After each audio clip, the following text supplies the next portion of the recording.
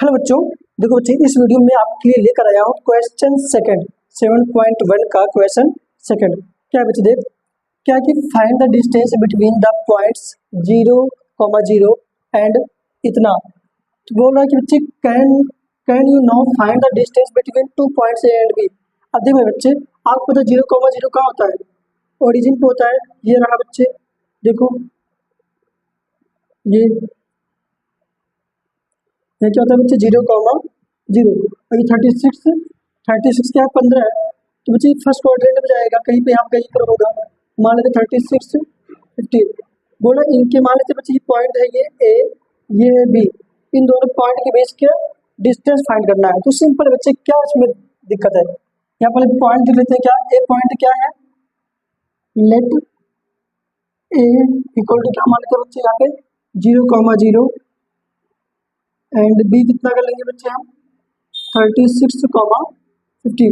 हो गया बच्चे, ये हो गया ना।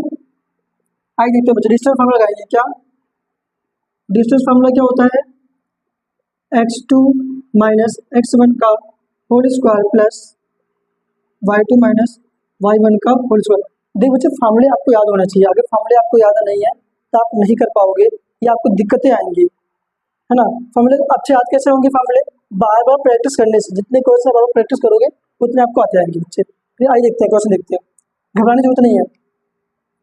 देखो बच्चे 0,0 क्या मान लेंगे, ये x1 y1, यहाँ मैं अलग लिख देता हूँ बच्चे। यहाँ पे क्या है x1 y1, ये x2 क्या बच्चे, ये y2 क्या लिख दिया मैंने, ये क्या बच्चे, ये y2। x1 कितना है बच्चे 0, y1 कितना है बच्चे 0, x2 कितना है 36 और y2 कितना है बच्चे 15, है ना। तो x1 ये x1 y1 x2 y2 clear. अब बस वैल्यू पुट कर दो मेरे बच्चे, देखो कैसे होगा, x2 माइनस x1 क्या करेंगे अब 36 माइनस 0 का whole square plus y2 minus y1 बच्चे क्या होगा 15 माइनस 0 का होल स्क्वायर। बस वैल्यू पुट कर दिया बच्चे, आप भी ऐसा कर सकते हो। बस वैल्यू पुट कर दिया, बस आपको सॉल्व करना है। बस क्या होगा, देखो 36 में 0 गया, 36 माइनस 0 कितना होगा 36 का होल स्क्वायर में बच्चे प्लस 15 माइनस 0 तो 15 ही आएगा होल स्क्वायर। तो डी इक्वल टू, दे बच्चे 36 का स्क्वायर होता है 1296, 36 का 2 बार गुणा करोगे कितना आएगा 1296 और 15 का स्क्वायर आएगा 225। बोलो वाह सर आपने कर दिया, हमको तो आता ही नहीं है। बच्चे आपको याद करना पड़ेगा बच्चे, है ना।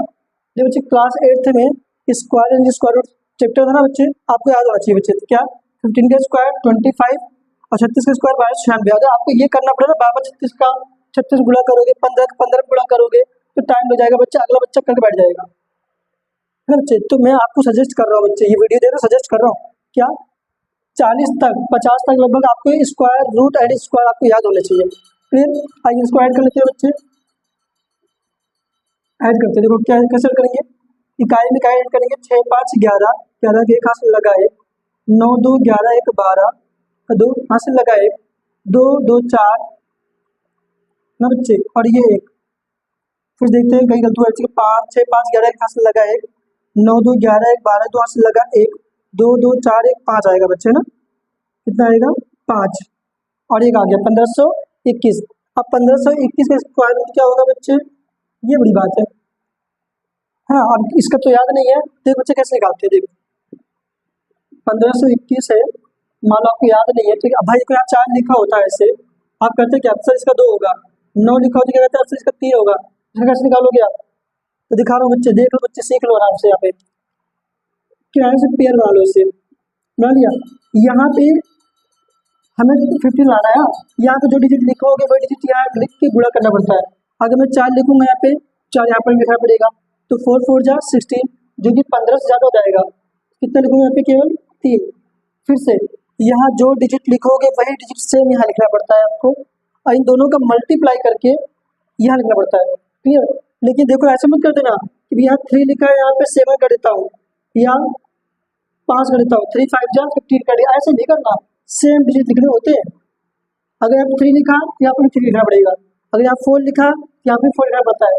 तो अगर मैं यहाँ 4 लिखता तो 4 4 से कितना होता है 16, जो कि 15 से ज़्यादा होता है ना बच्चे। तो क्या करोगे 3 लिखोगे यहाँ पे, तो 3 3 कितना हो गया 9, तो 15 में से 9 गया 6 बचा, 15 में से 9 गया 6, यही वाला 3 बच्चे उतार दो यहाँ पे, 3 3 6।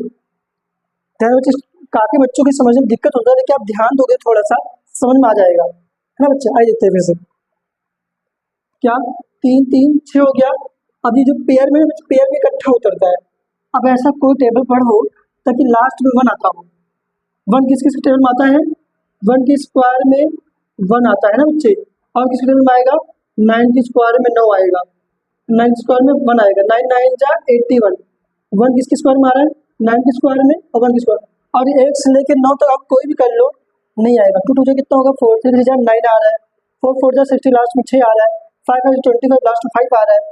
आप करते जाओगे तो कितना आएगा बच्चे, किसी में नहीं आएगा, केवल 1 में आएगा और 9 में आएगा।